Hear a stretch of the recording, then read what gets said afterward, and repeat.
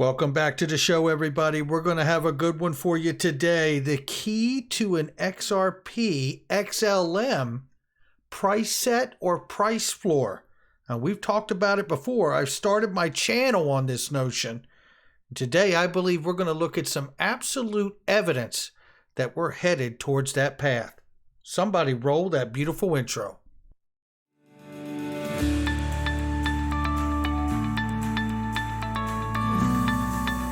Digital Perspectives with Brad Kimes. Come on in.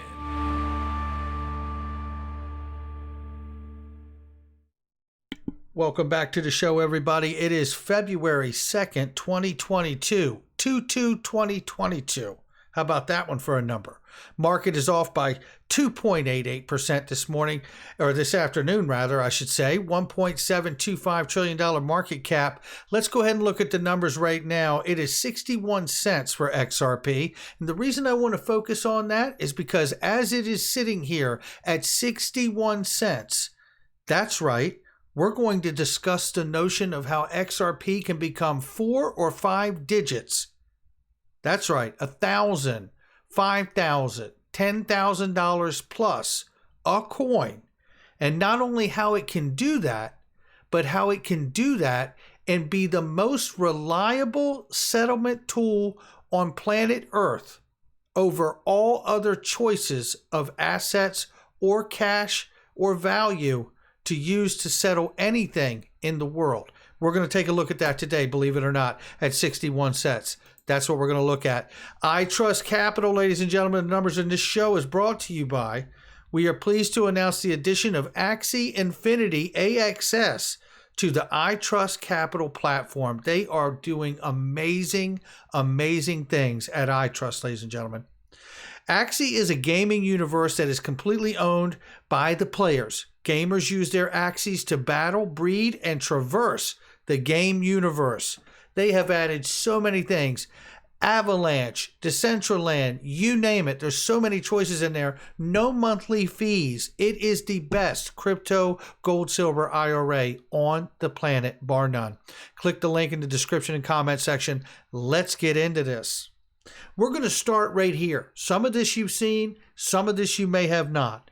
But trust me when I tell you, with where we sit today in the current climate, on the edge of an executive order for stablecoins and cryptocurrencies, I believe we are going to see compelling evidence today that points directly to the fact that XRP and XLM can become stablecoins. And no, that does not mean they will be worth just $1.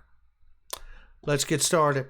So we understand that President Biden reportedly preparing to issue his executive order on stablecoins and crypto. According to multiple reports here, it would assign some government entities to study cryptocurrency, stablecoins, NFTs with the goal of developing a workable regulatory framework. So we know that.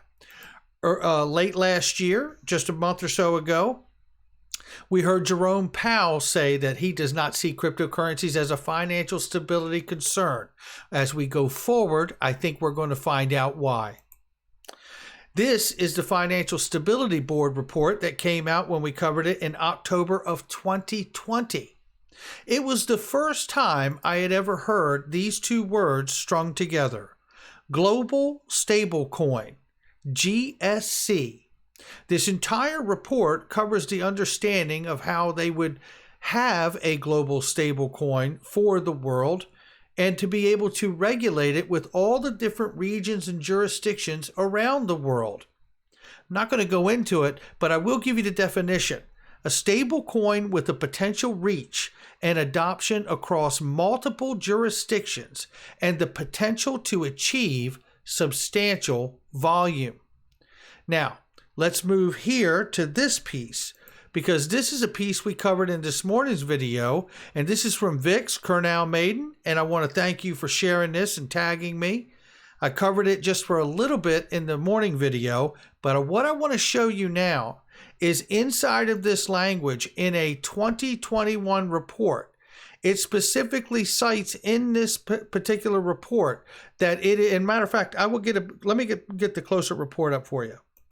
So here it is right here, a little easier to see. Stay with me now. We're going to look at a lot of information as we move through this. So let me just make sure I have it all laid out for us today. So stable coins, this is from the World Bank. Notice the top left corner, World Bank document. And I have a question for you at the end of this video, and I want you to answer it for me. Stable coins for cross-border payments. Stablecoin refers to a class of digital currencies that are relatively stable in terms of their price. Stablecoin offers instantaneous processing and security of payments, as many cryptocurrencies do. They also offer stability with respect to their parity against fiat currencies. Two digital currencies that fall into this category are RippleNet's native digital currency, Ripple XRP, and Stellar Networks' native cryptocurrency, the Stellar Lumen, XLM. Both Ripple and Stellar enable faster and more efficient cross-border payments relative to correspondent banking. However, they differ in that the former aims to improve cross-border settlement between international banks, whereas the latter aims to provide low-cost cross-border payments, financial services to end users and the unbanked population. It goes on, but that is enough for us to understand the World Bank document is referring to these two digital assets as stable coins. Now I want to take you to the first spot in this amazing interview that was back in 2020 of June by digital asset investor with Greg Kitt, an original investor in Ripple, formerly from the Federal Reserve. He holds 1 billion XRP. An option to it. So let's see this here. This is the first clip I'm going to play for you where he talks about how important liquidity is for XRP, more than price even. Listen to this.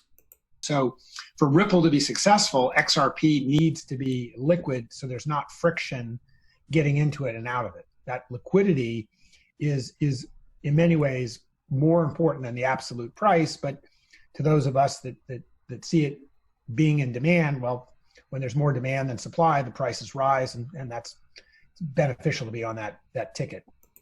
So right there, he's talking about the liquidity, and then obviously, as the more demand you have, the prices rise, and it's nice to be on that end of it all, right?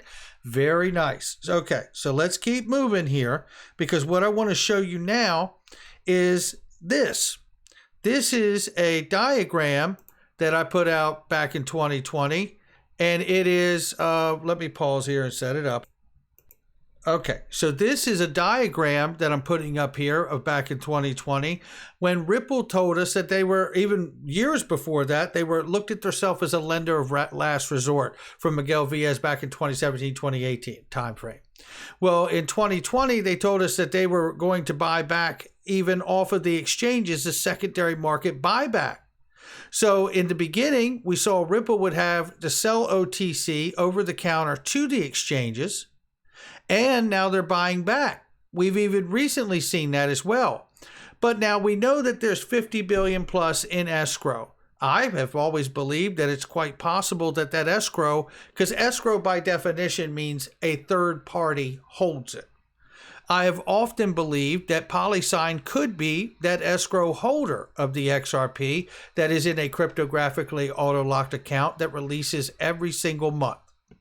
Ripple does a very good job determining how much stays out for operation expenses and selling off to others, which they have stopped doing to exchanges since 2019, they said, right?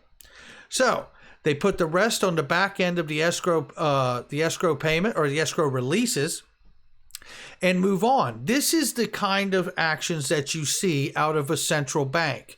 They also have created a lending platform and a lending side that they lend to customers now, which I truly believe sets up one of the grand exceptions to be a note, which is money, just like a Federal Reserve note like money.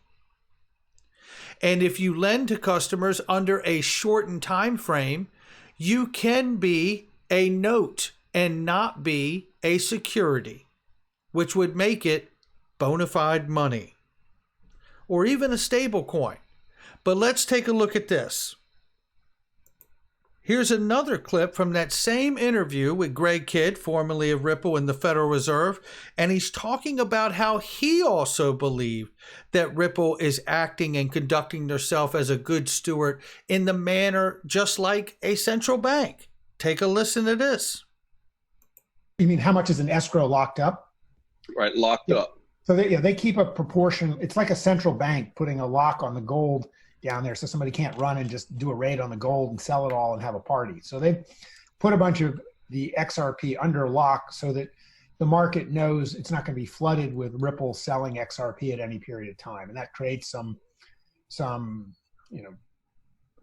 of security that Ripple's acting sort of in the role of like a central bank to make sure that there's no debasement of the currency. To make sure that there's no debasement of the currency, as he refers to it, acting in the role of a central bank. Okay?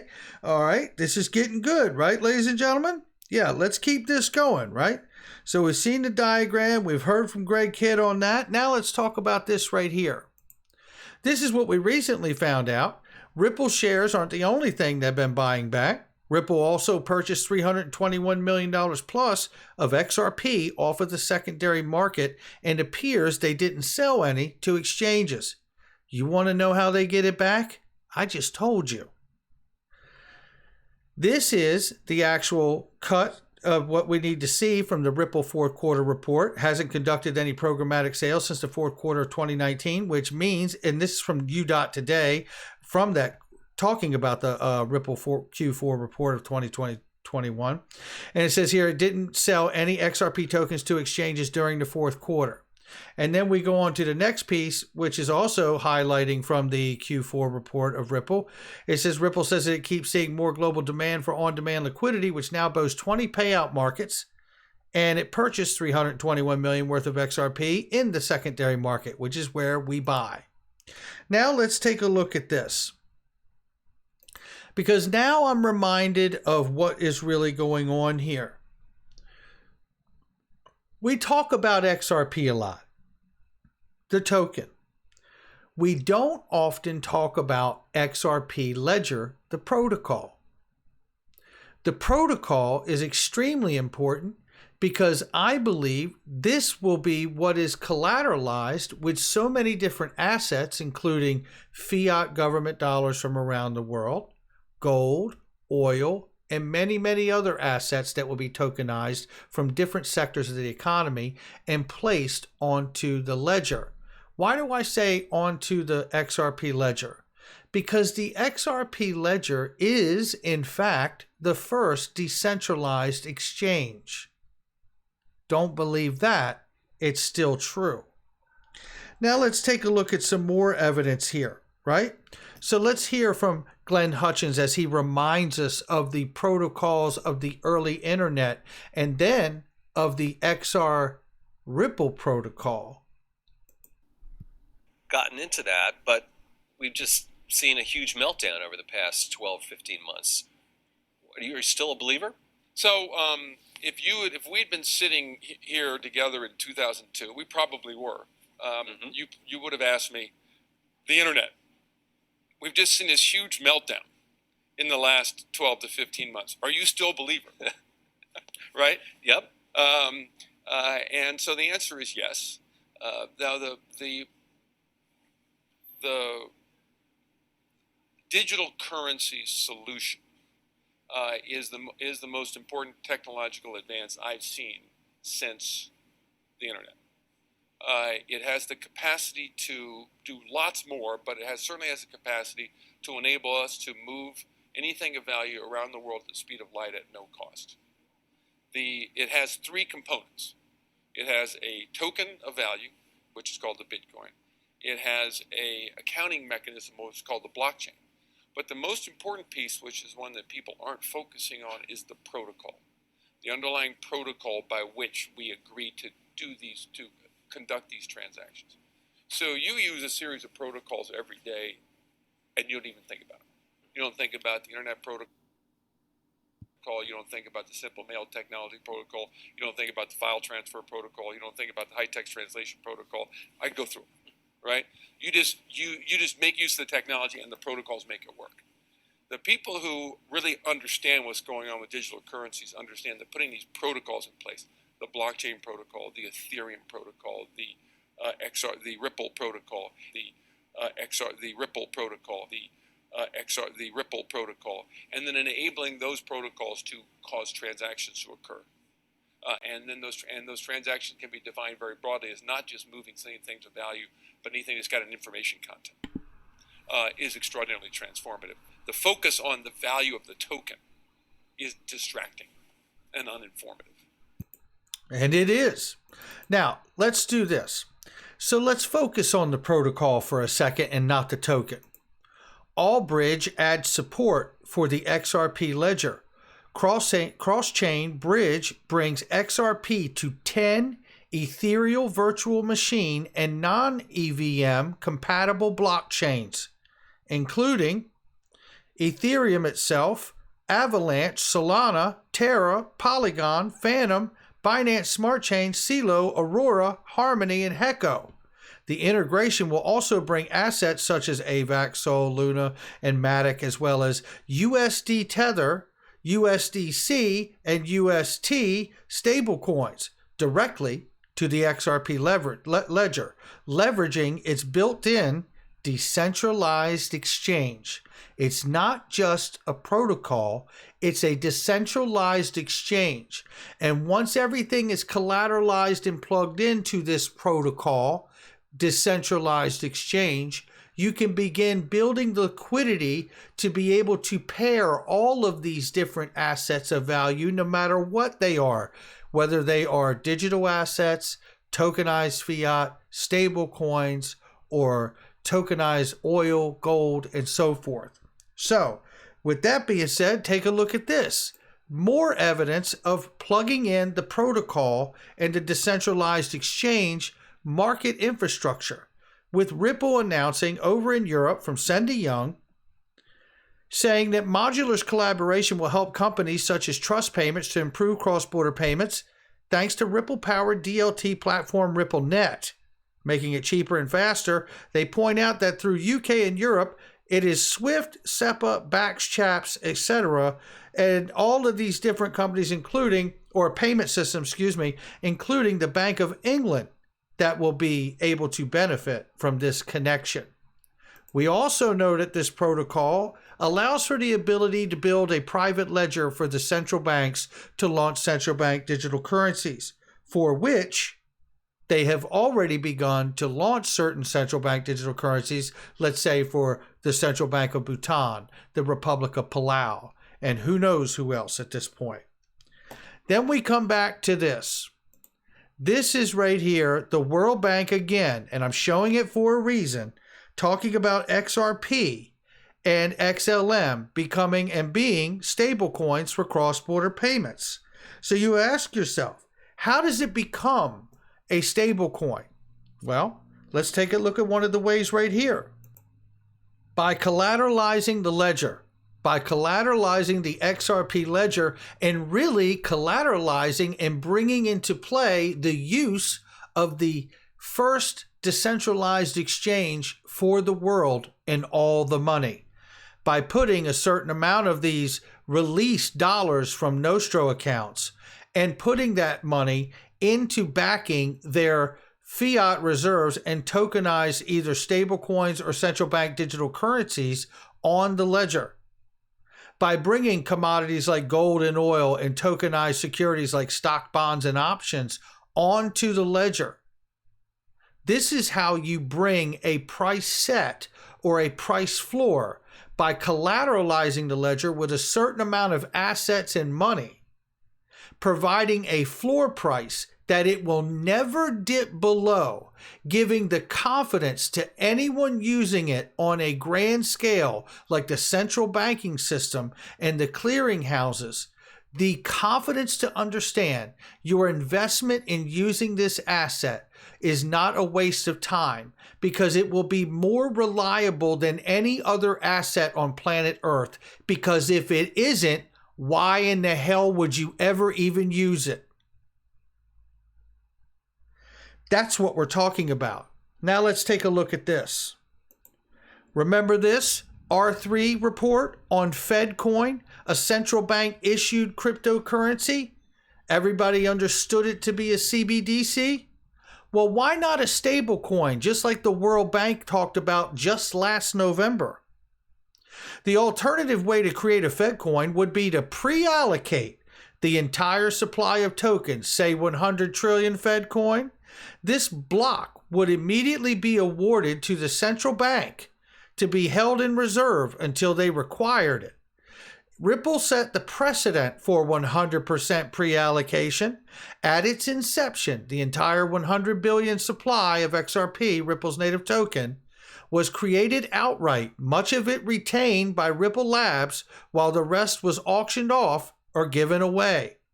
What's interesting about this is I believe you start to understand that this is how an executive order on stable coins and cryptocurrencies could come into play here.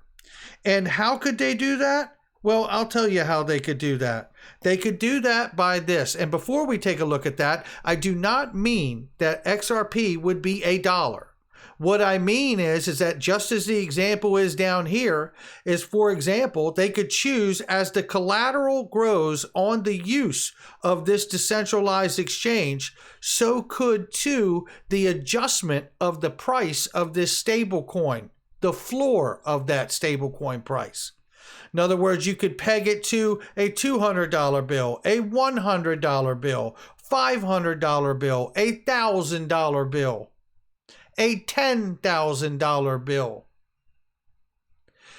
This is what could be done. Don't believe it? Well, take a look here. Because in this executive order, new referee coming to regulate the regulators, we understand that from Brownstein here, we need to pay very close attention to, that's right, FSOC determines that cryptocurrencies create or increase a significant liquidity, credit, or other problems spreading among financial markets of the United States, accordance to the Dodd-Frank Act from the last crisis we had. FSOC's broad authorities under Dodd-Frank Act may prove to be the battleground for the future of regulation of digital assets because of its broad, super regulatory power. This is what we're talking about. And FSOC, the Financial Stability Oversight Council, is a regulatory agency connected to the Treasury. So is OFAC. So you have the domestic side regulatory body to the Treasury, and you have OFAC that looks at the foreign side for sanctions on that side of it. They could easily come in and write and craft new regulations of cryptocurrencies and stablecoins, exactly what this executive order is supposed to do to begin with. This gets very interesting to see this path that we're on here, doesn't it? Take a look at this. This is an old clip shared right here by Nathan Price. And take a look at what Andrew Sorkin asked the former SEC chairman, Jay Clayton, in this clip. When cryptocurrencies were backed effectively by governments, right? That this could become the future. And so one of the things that I think people wonder about is if something like that were to ultimately happen, would that be validating of all of these new forms of currency, whether it's Bitcoin or Ethereum or any of these other kinds of things? Or would you think that would ultimately crowd out these things because you'd finally have a regulated version of this? I think we'll see. Oh, goodness. And there you have it. He's asking the question of the moment that I believe we are probably in. Are we about to see two tokens become crowned as stable coins while the broad section of the rest of the digital asset space becomes digital asset securities under the jurisdiction of the SEC? And if we are seeing that, and these protocols really are as powerful as we understand them to be, will they be designated as stable coins and we begin to see those decentralized exchanges and those protocols collateralized, providing a floor value? And as adoption continues to move, we could even see the Treasury or the Fed come out and adjust the price of these said stable coins just in the same manner that we watch the interest rate get adjusted every quarter. I don't think this is out of the realm of possibility at all. And the question that I told you I had for you before I leave here today is simply this. Do you think that the World Bank made a mistake calling XRP and XLM stablecoins when they put this report out 2 months ago? I don't. Somebody hit that like and subscribe. Make sure you check out all the links below. Ladies and gentlemen, Masterworks is where you can get and participate in blue chip investments of amazing artwork. I'm telling you, it is incredible. Make sure you check them out. I just bought into a Christopher Wool. I'm getting ready to buy into a Banksy and an Andy Warhol and a Pablo Picasso for the first time ever. You can make small investments, but they get some pretty kick-ass returns. Make sure you check them out. Not financial advice from me or anyone else. I'll catch all of you on the next one.